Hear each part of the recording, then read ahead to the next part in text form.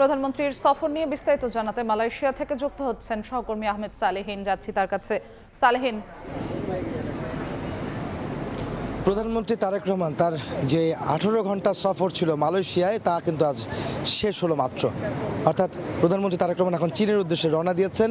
তিনি যেই হোটেলে ছিলেন কুয়ালালামপুরের যে সাংগ্রিলা হোটেল, আমি ঠিক তার সামনে দাঁড়িয়ে আছি, আমার পিছনে কিন্তু সেই হোটেলটি।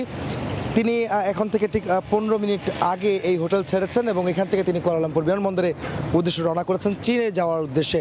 তার কিন্তু ফ্লাইটটি ডিলে হয়েছে, এখানে কিন্তু বেশ কয়েকটি প্রোগ্রামে তিনি অ্যাটেন্ড করেছিলেন, যে কারণে তার কিছু দেরি হয়েছে এবং এই দেরি হওয়ার কারণে মূলত প্রধানমন্ত্রী এই ফ্লাইটটি ডিলে হচ্ছে যে চায়না যাওয়ার উদ্দেশ্যে। তিনি বিমান বাংলাদেশ এয়ারলাইন্সের একটি ফ্লাইটেই কুয়ালালামপুর থেকে দালিয়ান যাচ্ছেন, সেখানে তিনি কিন্তু আজকে রাত্রে 9টা নাগাদ তিনি সেখানে পৌঁছবেন চায়নায়।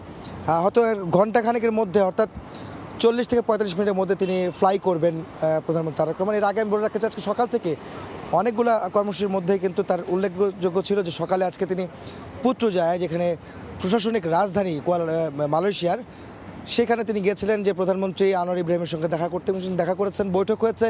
সেখানে তাকে আনোয়ার ইব্রাহিমের পক্ষ থেকে, অর্থাৎ মালয়েশিয়ার প্রধানমন্ত্রীর পক্ষ থেকে গার্ড অফ অনার দেওয়া হয়েছে, লালগালিচা সংবর্ধনা তাকে দেওয়া হয়েছে। একই সঙ্গে দ্বিপাক্ষিক বৈঠক হয়েছে। সেই সঙ্গে বৈঠকের পাশাপাশি তাদের সঙ্গে কিছু সমঝোতা স্মারক হয়েছে, 2টি দলিল আসলে বিনিময় করা হয়েছে, সেগুলো কিন্তু আসলে আমরা দেখেছি। আমরা জানি যে মূলত তারেক রহমানের যে এই 18 ঘন্টার সফরে গতকাল রাতে তিনি এখানে এসেছিলেন, তারপর থেকে কিন্তু কর্মযোগ্য সময় তিনি কাটিয়েছেন এখানে, প্রবাসীদের সঙ্গে দেখাও করেছেন।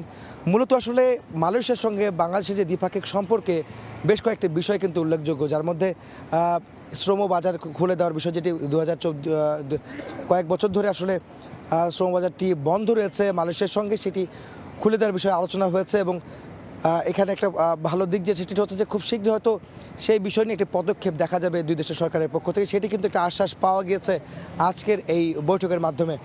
একই সঙ্গে যারা অবৈধভাবে এই মালয়েশিয়া যারা এসেছেন এবং আসার পরে যারা বৈধ উপায়ে থাকার পরেও কিন্তু অবৈধ হয়েছেন নানা কারণে, এজেন্সির কারণে, রিক্রুটিং এজেন্সির ভুলগুলোর কারণে, আসলে তাদেরকে আসলে কীভাবে মুক্তি দেওয়া যায়, যারা এখন আটক রয়েছেন অবৈধ প্রায় 2000-এর উপর, তাদেরকে মুক্তি দেওয়ার বিষয় কিন্তু প্রধানমন্ত্রী তারেক রহমান মালয়েশিয়ার প্রধানমন্ত্রী আনোয়ার ইব্রাহিমের সঙ্গে কথা বলেছেন। সেই বিষয়গুলোকে একটা প্রক্রিয়ার বিষয় রয়েছে, সেই প্রক্রিয়ার মধ্যে দিয়ে আসলে এগুলির সমাধান হবে। এছাড়াও শিক্ষা, কৃষি এবং জ্বালানি খাতেও কিন্তু বিনিয়োগ সহ কীভাবে সহযোগিতা পাওয়া যায় দুই দেশের সরকারের পক্ষ থেকে, মালয়েশিয়া সরকারের পক্ষ থেকে, সেটি আলোচনা হয়েছে।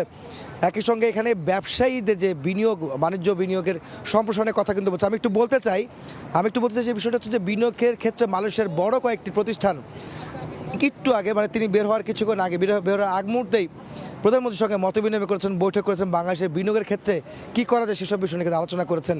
অর্থাৎ বিদেশি বিনিয়োগ যেটি তারেক রহমান যে বলছিলেন, সেটি কিন্তু আজকে একটা ফলপ্রসূ একটি ভূমিকা কিন্তু রাখছে আছে প্রধানমন্ত্রীর সঙ্গে এই মালয়েশিয়ার যে বড় বড় কোম্পানি, তারা আজকে যে বৈঠকটি করেছেন। তো এই ছিল আমার কাছে মালয়েশিয়া থেকে, যেখানে প্রধানমন্ত্রী তারেক রহমান যে 2 দিনের যে সফর ছিল, তিনি এখন চায়নার উদ্দেশ্যে রওনা করেছেন, তার সব শেষ খবর।